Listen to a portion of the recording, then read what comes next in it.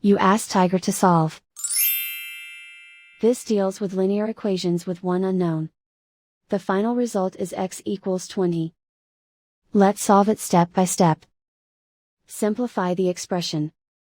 Find the greatest common factor of the numerator and denominator.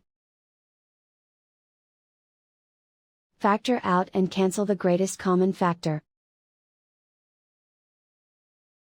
Isolate the x. Multiply both sides by 8. Group like terms.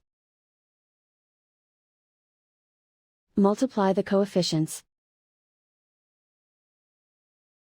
Simplify the fraction. Multiply the fractions. Simplify the arithmetic. And so the final result is x equals 20.